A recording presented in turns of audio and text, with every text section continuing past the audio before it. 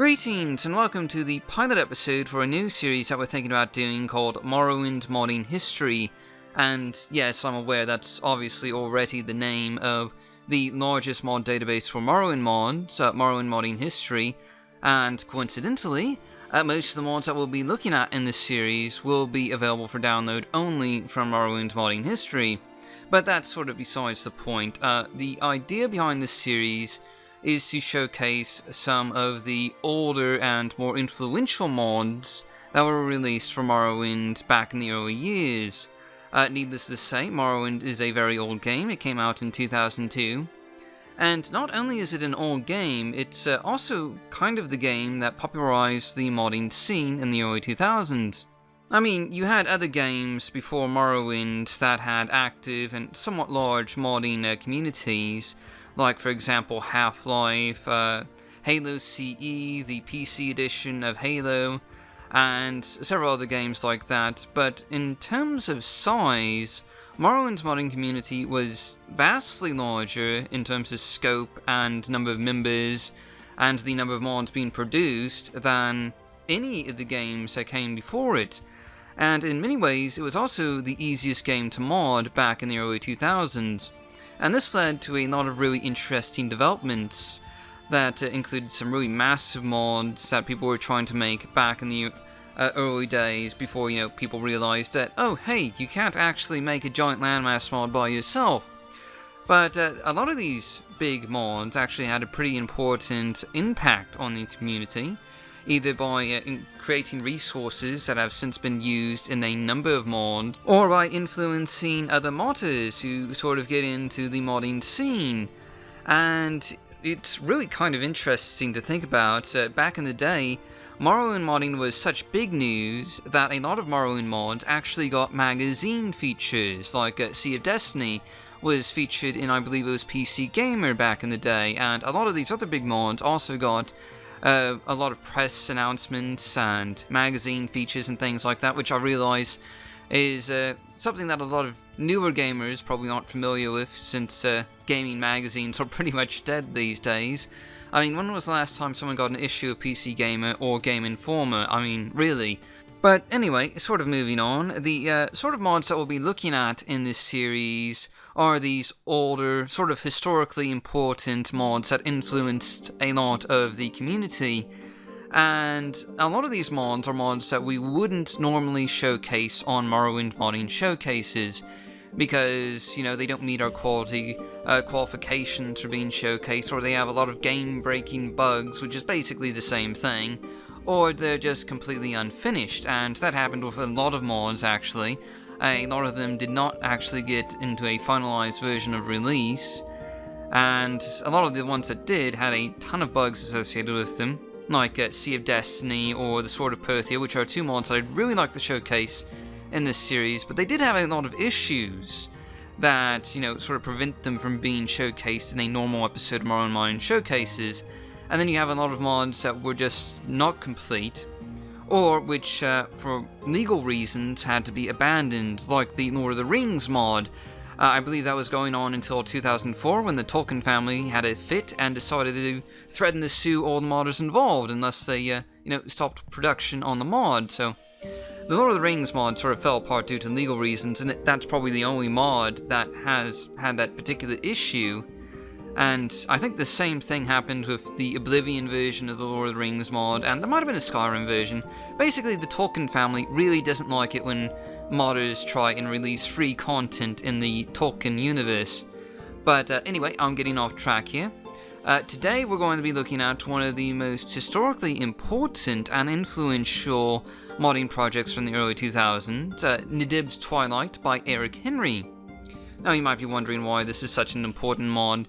Well, a lot of the resources that were created by this author for this mod ended up being used in literally dozens of other major projects from Morrowind and also Oblivion, because a lot of these resources actually continued to be used all the way up until, I think, even last year, with some Oblivion mods, like the Valenwood Isles that we showcased, and I believe it was our first episode of Oblivion modding showcases, uses a lot of the NDib resources.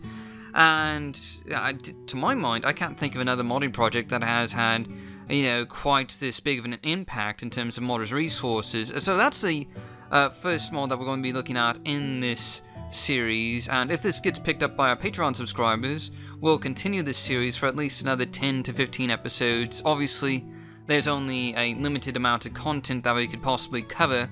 There's not an unlimited number of historically important mods after all, and a lot of them we've already covered technically in Morrowind modding showcases, so this series is more for those mods that we haven't covered before, and talking a bit about the historical impact.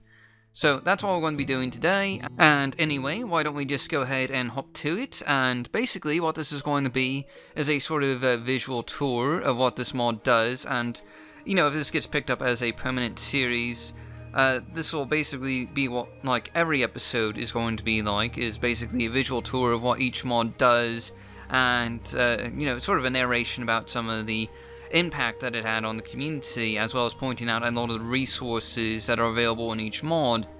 And in the case of NDibs Twilight here, there's quite a few resources actually that were released to the public. Eric Henry created 550 new models and textures for the NDib project that got released as modders resources, which obviously had a big impact at the time. It was probably the biggest single modders resource release up until that point when this mod was released. I believe it was in 2004. And some of the modders resources were actually released in 2003, namely the NDib trees, which we'll get to in a moment because those are actually pretty important. But anyway, first things first, what is NDibs Twilight? Well, it was one of several major landmass projects during the early 2000s, though it was a bit smaller and more realistically scaled than many of the other landmass projects that were being made at the time, like, Frankenfell, Valleia, or Sea of Destiny. NDibs Twilight was an island mod that added a new, sizable island that was about the same size as the central island of the Sheogorath region, just to the northeast of Vardenfell. The island was home to one major city, created in a completely new architectural tile set, with scattered ruins made again from new resources, and with forests that utilized, at the time, some remarkably leafy trees that added a sort of, mystical quality to NDibs Twilight. Really, most of you are probably familiar with NDibs trees because they're easily the most used resource from the NDib project, and they've showed up in countless other mods, from Sea of Destiny to even Tamriel Rebuilt. Though in the case of Tamriel Rebuilt, there are plans to eventually phase out the NDib trees and replace them with more modern versions, since the NDib trees were first created and released as a separate resource package in 2003, they are starting to show their age a bit, even with some of the updated versions that were available and were created by Lord Ice in 2007. But anyway, I'm sort of getting ahead of myself again. Besides being an excellent resource package that includes all new architecture, some of the more unique shipping vessels I've ever seen in Morrowind, and lots of plants, trees, and pots, NDibs Twilight is also a pretty much completely finished island that you can explore as you so desire, with sandy beaches, peaceful woodlands, an absolutely beautiful central city of treehouse structures sitting along a lake with tranquil streams and waterfalls. NDib is truly a beautiful island, and the fact that it's so close to being finished just sort of adds to the tragedy that it was never actually given a full public release. I mean, there's been several calls to finish NDib over the years by several different sectors, but for whatever reason, nothing ever really came of it. Given that the exteriors are, pretty much finished, the island itself only needs about 60 to 70 interiors. About 40 of those would probably be the central city, and the rest would be outlying dungeons and houses and things of that nature. I imagine that a team of maybe 4 or 5 dedicated modders should be able to finish this project in about a year, including probably about 20 to 25 quests to make the whole place, feel a bit more complete. A landmass like this would really need to have its own faction storyline, with a fair number of miscellaneous quests to give the locals some flavor. But all in all, that's really just not a whole lot of work, especially when you have, modders like London Rook, who is admittedly something of a productivity deity, making dozens of interiors each month. Really, NDib, in terms of size and interiors, is probably most similar to Rimhaven by Neoptolemy, and that was mostly created by one modder, so really a small team should be able to finish off NDib in about a year or so. Not that I'm, actively trying to convince people to pick up and finish this beautiful mod again, though I really do think it's an ideal project for completion, especially if someone doesn't want to go through the hassle of creating an exterior landmass themselves and just wants an exterior landmass that's already finished. Anyway, I did sort of want to offer a bit of a narrated tour of the island of Nidib, and we've already covered a lot of it, unfortunately, since I was just going on and on about the modder's resources and all that.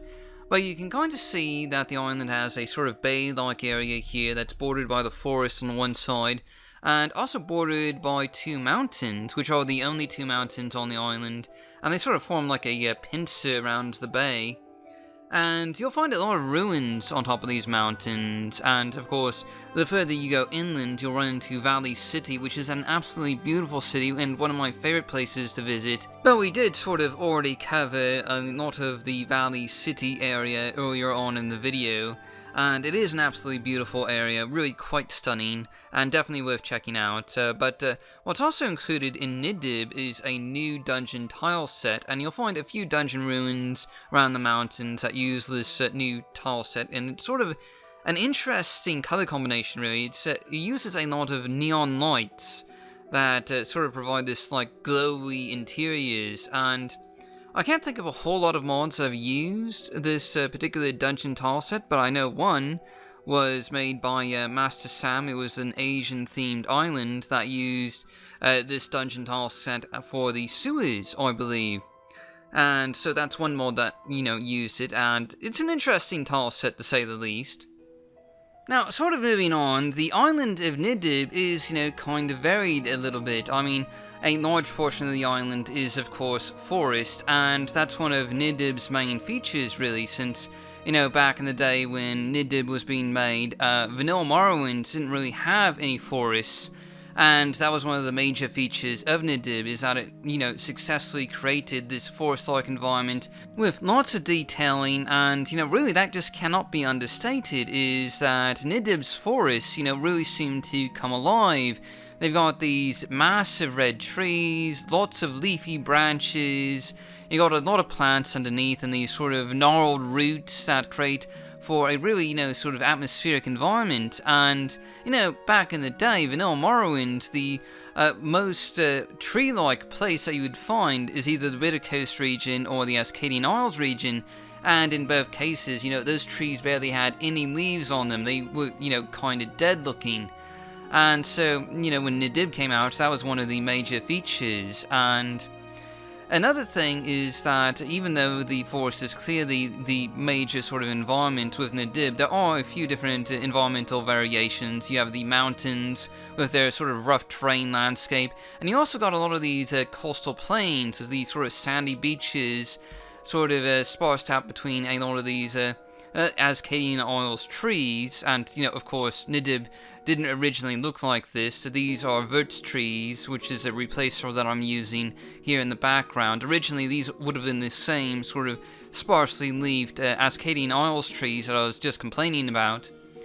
And you also have these sort of plain-like areas that have a lot of cliffside paths that go through them, and you might actually recognize some of these Nidib cliffs because they have been used in a lot of other mods.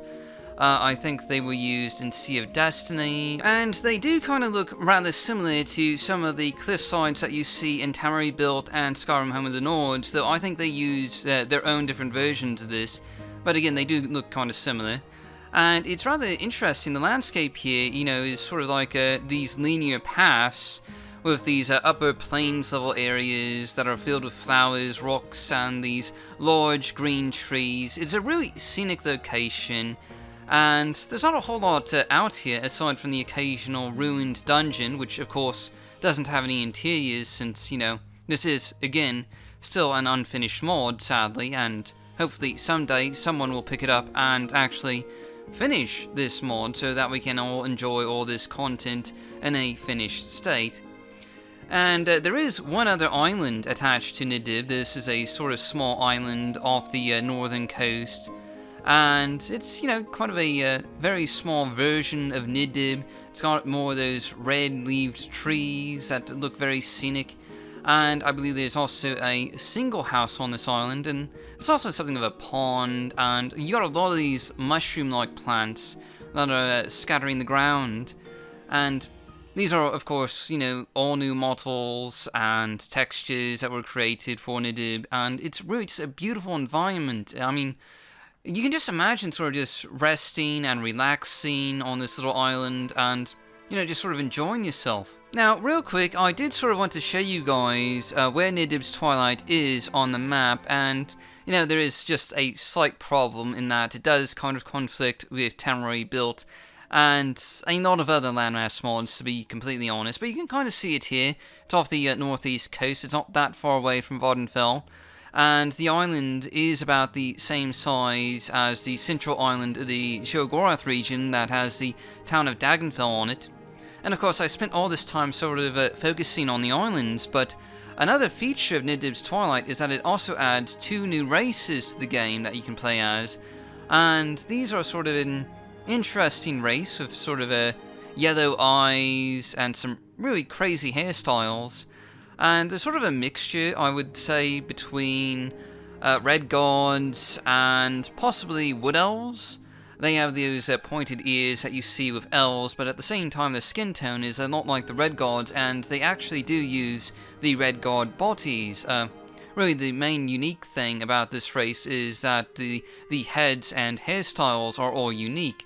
And, that's about it, and it's kind of an interesting looking race.